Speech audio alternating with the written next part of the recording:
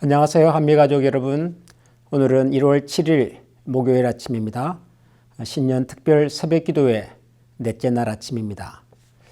어제 아침에 제가 시편 92편 앞에 나오는 그 시를 바탕으로 한 찬양을 좋아한다. 그래서 개인적으로 말씀 묵상할 때 그 찬양을 이렇게 한 번씩 불러보곤 한다. 그런 말씀을 드렸는데요. 사실 불러보고 싶었습니다.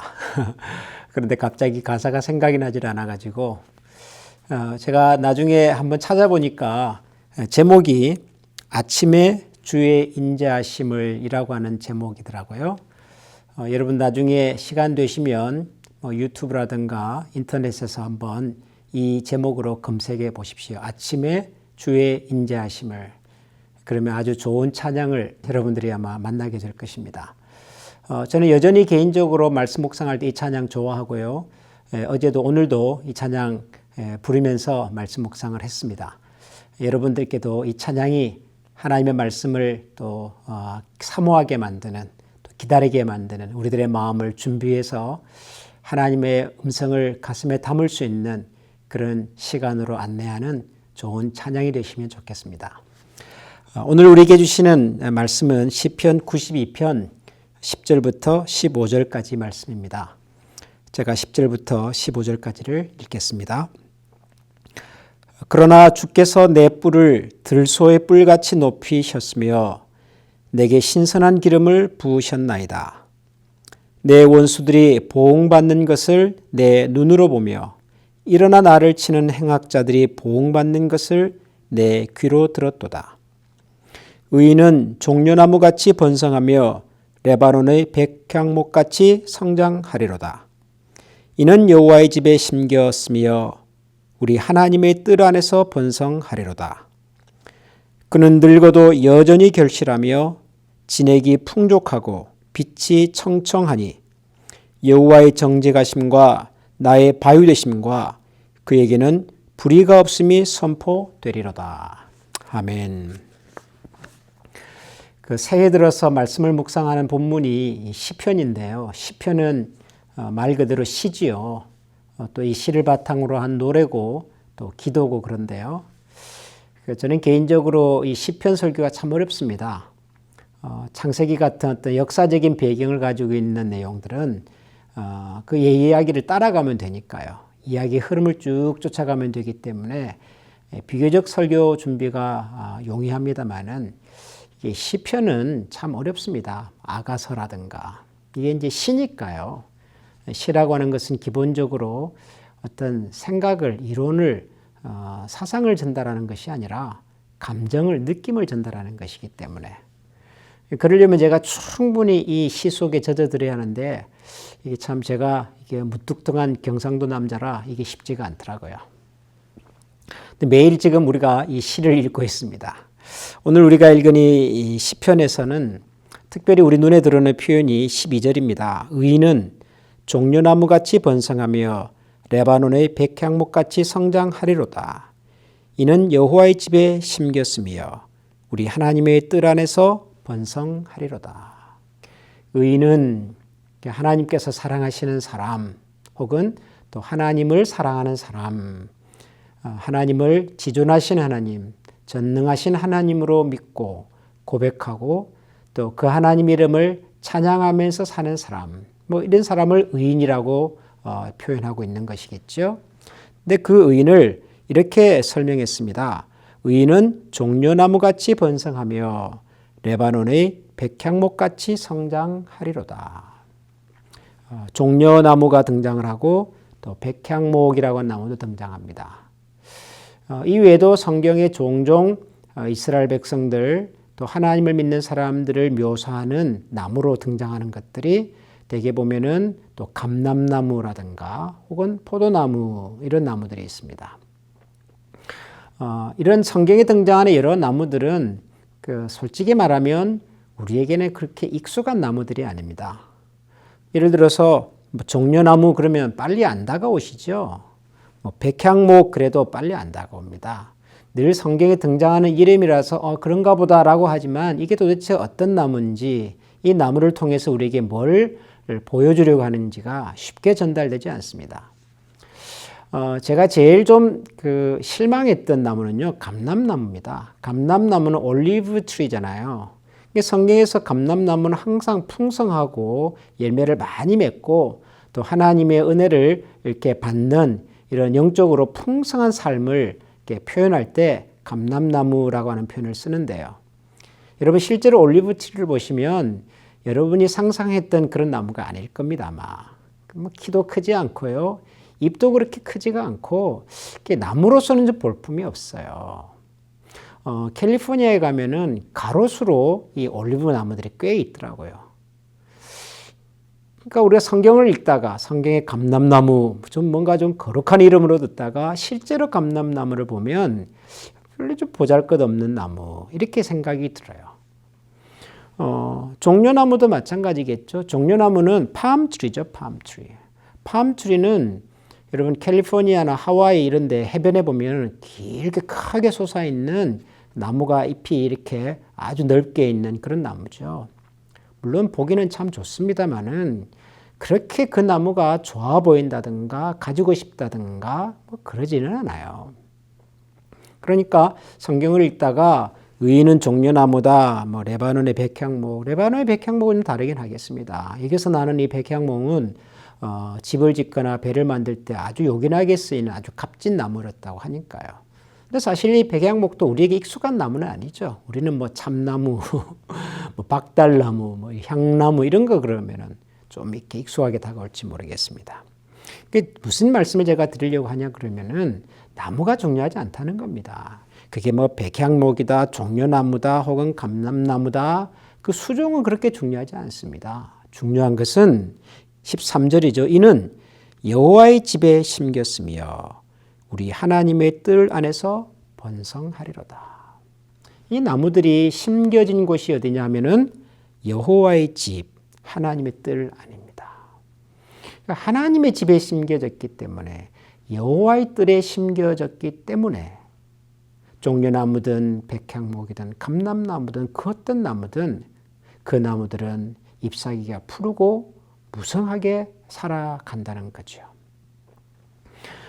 여러분 시편 1편에 보면 악인은 의인은 이러면서 악인과 의인에 관한 대표적인 말씀이 있죠. 거기 보면 이런 말씀이 있습니다. 복 있는 사람은 악인의 꾀를 쫓지 아니하고 주인의 길에 서지 아니하고 오만한 자의 자리에 앉지 않고 오직 여호와의 율법을 즐거워하여 주야로 묵상하는 자로다. 그런 다음에 저는 마치 시냇가에 심겨진 나무처럼 시절을 쫓아 결실한다. 잎이 푸르다. 그렇게 말을 하죠. 그 나무가 무슨 나무냐는 중요하지 않습니다. 시냇가에 심겨졌기 때문에 시절을 쫓아 과실도 맺고 잎도 푸르다는 거죠. 그러니까 우리가 종려나무냐 백향목이냐 감람나무냐 그렇게 중요하지 않습니다. 중요한 것은 우리가 어디에 심겨졌냐 하는 거죠. 우리가 하나님의 뜰 안에 여호와의 뜰 안에 심겨져서 살아가고 있는가 아니면 여호와의 뜰이 아닌 곳에 하나님의 은혜와 사랑이 미치지 않는 곳에 그것을 거부하고 도망쳐서 우리가 원하는 세상 속에서 살아가고 있는가 하는 것이겠죠. 여호와의 뜰 안에 심겨진 나무면 그 나무는 시절을 쫓아 과일을 맺습니다. 이게 14절에 보면 저는 이 표현이 참 좋은데요. 그는 늙어도 여전히 결실하며 진액이 풍족하고 빛이 청청하나니. 여러분 그는 늙어도라고 하는 말이 있는데 그걸 빼고 그 다음부터만 읽으시면 결실, 진액이 풍족, 빛이 청청. 여러분 이 나무는 좋은 나무입니까? 좋지 않은 나무입니까? 좋은 나무죠. 예, 보기가 참 좋은 나무일 뿐만 아니라 부러운 나무입니다. 근데 그 앞에 뭐라고 그래요? 그는 늙어도 그랬습니다. 그러니까 이게 수령이 오래된 나무예요. 나이가 많은 나무입니다. 나이가 많음에도 불구하고 수령이 오래됐음에도 불구하고 여전히 그 나무는 결실할 수 있는 나무고 진액이 풍족한 나무고 빛이 청청한 나무입니다. 그러면 나이가 뭐가 중요하겠습니까?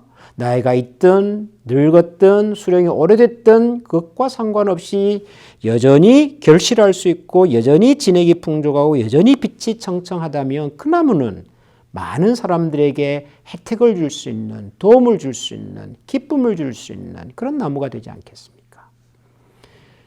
그러니까 저는 이 시를 기록한 분의 마음을 그래서 그렇게 이해를 하는 겁니다.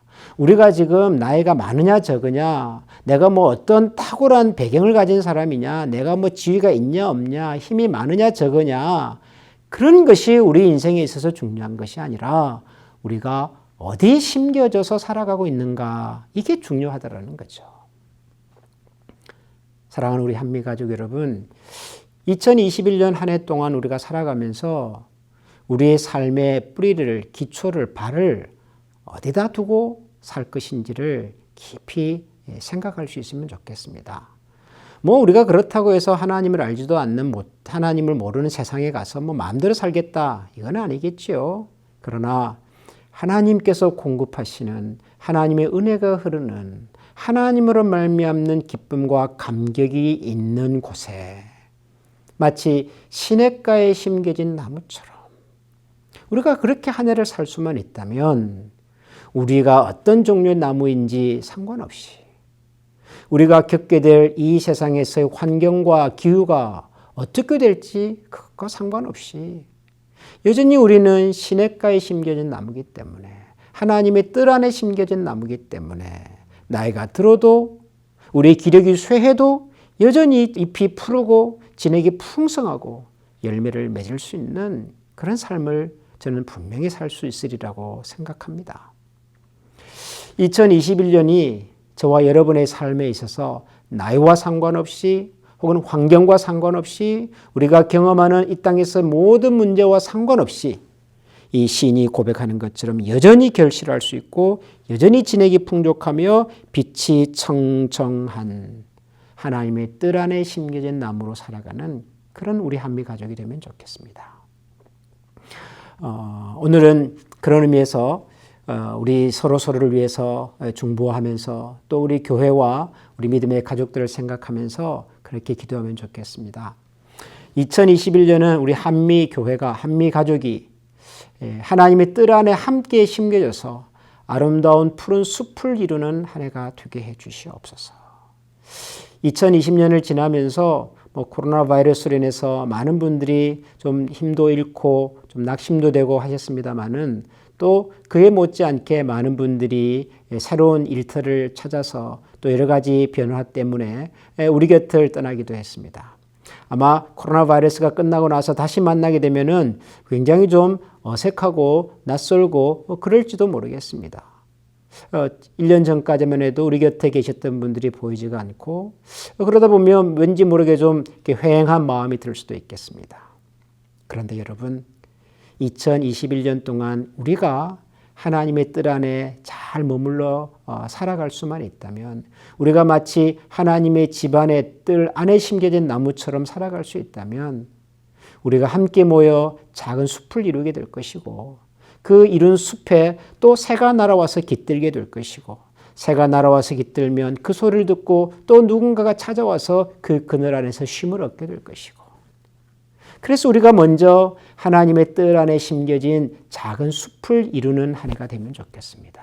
하나님께서 기억하시고 하나님께서 은혜와 복을 주시는 아름다운 시온의 축복이 우리 가운데 이루어지기를 기대합니다. 우리 이런 마음으로 오늘은 이 희망과 기대를 가지고 같이 한번 기도하십시다. 하나님, 2021년 한 해 동안 우리 모든 성도님들이 하나님의 뜰 안에, 하나님의 정원 안에 뿔을 내리고 견고하게 살게 해주십시오. 우리의 잎이 푸르게 해주시고 우리가 진액이 풍성한 나무가 되게 해주시고 나이와 상관없이 환경과 상관없이 우리가 결실할 수 있는 나무가 되게 해주시고, 그런 우리가 한 사람 두 사람 같이 모여서 작은 숲을 이루고 믿음의 동산을 만들고 하나님의 은혜가 머무는 하나님 나라의 아름다운 정원을 일구어가는 한 해가 되게 하여 주시옵소서. 그 일에 저를, 우리 가족을 사용하여 주옵소서. 우리 이런 마음으로 다 같이 한번 기도하겠습니다.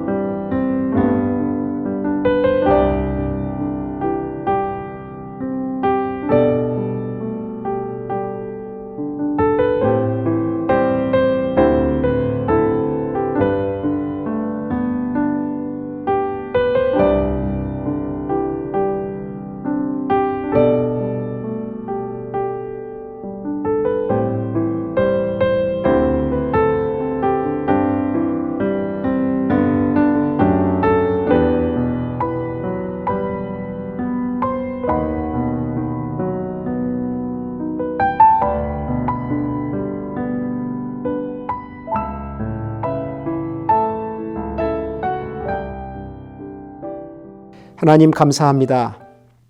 오늘도 시인이 노래하는 참 하나님의 뜰 안에 심겨진 의인의 삶을 저희들이 읽고 묵상하였습니다. 의인은 하나님을 사랑하는 사람은, 하나님께서 사랑하시는 사람은 마치 하나님의 집, 하나님의 뜰 안에 심겨진 백향목처럼, 종려나무처럼 혹은 감람나무처럼 나이와 상관없이 여전히 결실할 수 있고 진액이 풍족하며 빛이 푸르른 그런 나무로 살아가게 될 수 있음을 고백하였습니다. 하나님, 이 시인의 고백 속에 등장하는 나무가 바로 우리의 나무가 되게 하여 주시옵소서.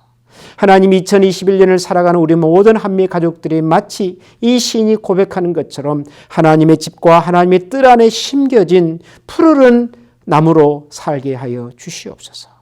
우리가 모여서 작은 숲을 이루게 해주시고 우리가 이룬 그 숲에 누군가가 찾아와서 함께 하나님의 나라를 이루고 가게 하여 주시고 그렇게 일구어진 하나님의 나라를 통하여 이 지역을 향한 하나님의 뜻을, 하나님의 소원을, 하나님의 계획하심을 올해도 남김없이 이루어드리는 신실한 믿음의 공동체로 우리 한미가족을 사용하여 주시옵소서. 예수님 이름으로 기도합니다. 아멘.